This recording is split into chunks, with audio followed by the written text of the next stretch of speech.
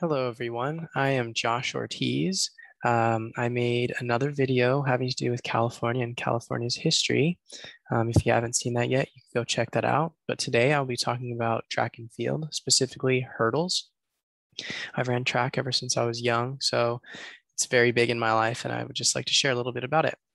So track is an ancient sport. It's actually been around since ancient Greece, and that was around 1776. It was created alongside religious events and celebrations for the Greek gods. And from there, it spread to the Romans until there was a Christian emperor who banned the Olympics in 394 AD because of its ties to pagan religion, to Greek religion. However, it began to regain popularity again in the 1860s in England and the United States. In the United States, we created the Amateur Athletic Union in 1887, which basically set the rules and regulations for track and field. Finally, in 1896, the modern day Olympics began. So in track and field, there's track events, which are running, and then field events, which is throws and jumps. So first we'll go over the track events. So there's sprints, mid and long distance, hurdles, and relays. So for the sprints, we have the 100 meters, 200 meters, 400 meters. 400 meters is once around the track. So 200 is halfway, and 1 is a quarter of the track, the straightaway.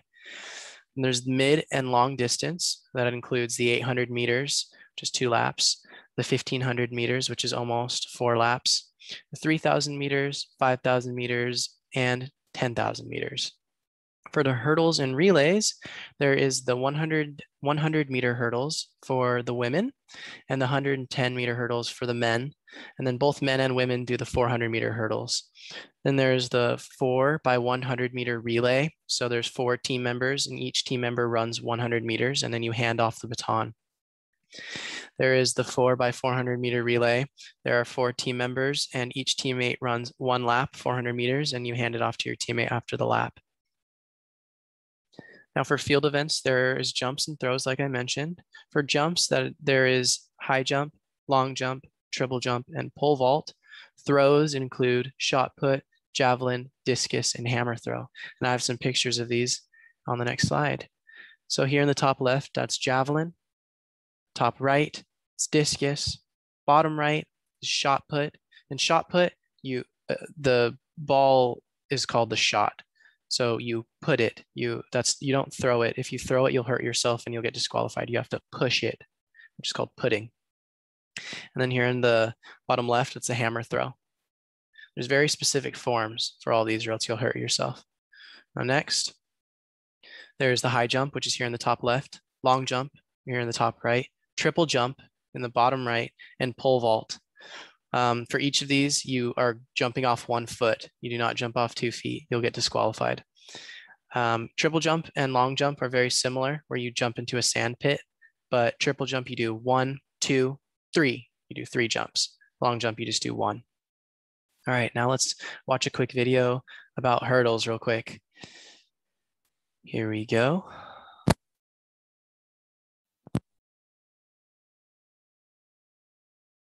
This 400 hurdles race, Warholm was completely gone. After just a few seconds, he had already made up the stagger on his outside competitor, and as he reached the halfway point of this race, his lead was already close to 10 meters.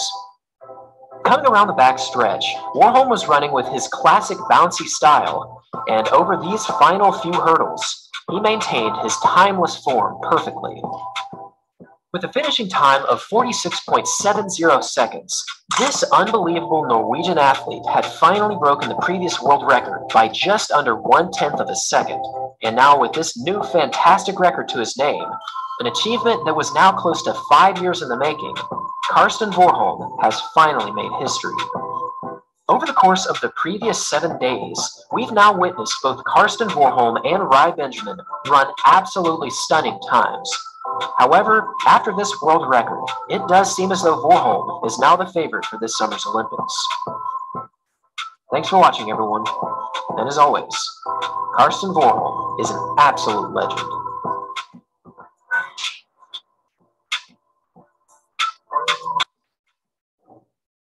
August 8th of 1992, Kevin Young from the United States broke the world record in the 400 hurdles, hitting a blistering time of 46.78 seconds. And over the following 29 years, this time would prove to be the absolute standard of excellence in this event.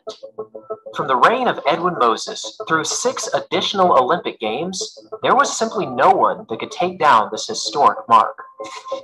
Just 5 days ago, Rai Benjamin from the United States achieved a time of 46.83, falling only 5/100ths of a second short of Kevin Young's time.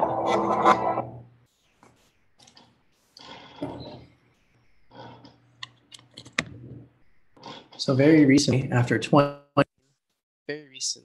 29 long years, the record has been broken. And it's super exciting. So the Summer Olympics this summer for hurdles will be very cool to watch. And we'll see, maybe they'll break the record again. But I'm going to teach you guys a little bit about hurdles in the next scene. All right, so today I'm going to teach you a little bit about hurdling. But first, we're going to go over some dynamic stretching, which is vital to any type of running workout or workout in general. First, I would like to say I ran track and field ever since I was very young, about the age of 5. So this was kind of my life until I was about 18 years old. So the first key dynamic stretch here is high knees. You want to make sure to move at a steady pace and lift your knees up to your waist at least. This will help open up your hip flexor. And you want to go 25 meters each way. Now next is the butt kickers, and again for each one of these exercises we'll do 25 meters each way. So this helps open up your quads, gets the blood flowing. Now why do we pick dynamic stretching over static stretching? So dynamic means to be moving. This just helps get the blood flow a lot better than static stretching, which means to stretch standing still. And the third stretch that we will be doing is the B-skip. This is very important for hurdling. It really helps you snap your leg down. You want to make sure when your leg extends to snap it down to the ground and to keep that skipping rhythm. This helps open up your hamstrings. So if you have really tight hamstrings, you want to keep working on this. You could see my hamstrings are pretty tight right now. I'm not able to lift my leg as high as I really should. Now the next stretch we will be doing is the A skip. This again is very important for a hurdler. That is your first motion that you'll be making before you go over the hurdle. You want your knee to come straight up and be at about a 90-degree angle, and then it'll open up into a B skip as you go over the hurdle. This also helps stretch the back of your leg. If you were to grab your leg and pull it up towards your chest, that's the muscle that it'll stretch. It wants to hit that area. Again, for all the skips, you want to make sure to snap.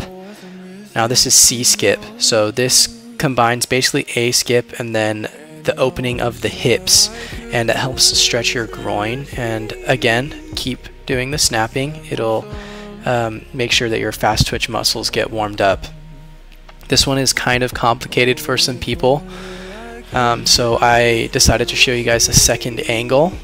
Hopefully it'll help out. So basically you want to do an A skip and then a little outside open your hip skip and then back to an A skip.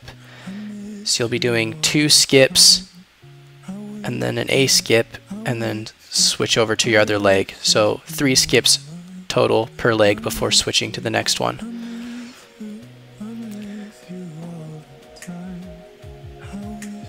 Alright, and the next dynamic stretch that we will be doing is just a high kick. This is similar to the B skip in that it's supposed to open up your hamstrings. You know, typically people will try to just do toe touches or something, and you know, that's good, but if you're going to be running really hard afterwards, you want to make sure that you're moving so that your muscles really open up. And also if you stretch statically when you're cold, when you're not warmed up, you have the potential of actually pulling your muscle if you stretch too intensely. So static stretching is really supposed to be for after the workout. All right, now this is back kicks. So this is supposed to open up the front part of your hip. For, you know, as students or as people who work in an office, the front of your hip gets very, very tight from sitting down. Your legs are bent all day. So this is a very, very important stretch. It'll help open up the front of your hip, and it'll kind of help stretch your your quadricep as well. This feels really, really nice. This is one of my favorite ones. Now this one, you don't have to be intense at all. You don't have to snap or do anything. You just kind of want to feel it and take it slow. Alright, now the next dynamic stretch is karaoke's. This is really kind of just supposed to help open your hips and just get your feet moving, kind of get you into the mentality of moving quickly. Oh, I also slowed down the video slightly so you guys can see the motions better. For this one, you would want to be going at a decent speed. Obviously, don't be sprinting, but you don't want to be going slow motion like how I am in this video. And now this is close the gate. So this is, again, for your hip flexors. And, you know, for hurdlers, this is very, very important because, as you'll see later on in the video, when you go over a hurdle, your leg is kind of opened out to the side and laying sideways parallel to the floor. So you want to make sure that your hips are really, really loose and nice and open. A lot of people also like to do this for warming up before soccer and basketball. It's really something if you're trying to go back and forth a lot. If there's a lot of back and forth motion, you want to make sure your hips are open. And now the final one, these are striders. So you want to kind of implement the big knee or the high knee. Your knees want to come high, but you want to make sure to take really long steps, and that comes from your knee coming up high. Again, I slow motion this. You're supposed to be going about 75% speed. For this one though, you want to go about 100 meters, all right? When I did track competitively, we would have a strider day before our big meets. It really kind of, it's good to help your legs going, but it's not too tough on your legs, and it really makes sure that you get good form. And there we go, giving you guys a little thumbs up. We reached the end of our dynamic stretching workout. But actually, there is one last stretch specifically for hurdlers. We would do this every day before practicing. And this is, again, to just focus on opening our hips and our groin up. So you want to swing it to left and right, as so. And then you could switch it over like how I did here, and this is more to open up your hip and to stretch out the hamstring. And that was the final dynamic stretch. You really don't need to do any static stretching after that. You're basically ready. And now we want to figure out what our dominant leg is. So you want to fall forward. Whatever leg you land on, that's the leg you're going to jump off of.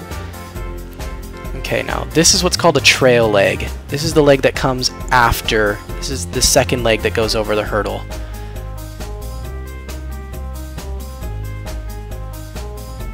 And, you know, when you're practicing hurdling, you want to practice both legs as trail legs and both legs as lead legs. Even though one of your legs is stronger, you want to make sure to practice both of them. Here's another angle of the trail leg. There we go. And you want to make sure you snap it over the hurdle. This is why the A skip and B skip snapping is very important. Now, a little more drills for the lead leg and trail leg. You want to space them out about 6 meters apart. And you want to make sure you get 3 steps in between each hurdle, because when you're running the 110 meter hurdle or the 100 meter hurdle, you want to take 3 steps in between. That's the fastest. So you want to always practice 3 steps in between. 4 steps is also pretty good, but you got to make sure that you could alternate legs if you do that. Again, same space between the hurdles here. About 6 meters. You know, if you fold the hurdle over, then it basically makes about the space that you want.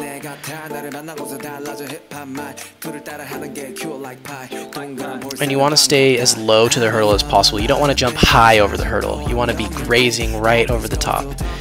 See, I was way too high there. You see, I want to be really low to it. It's been a really long time for me though.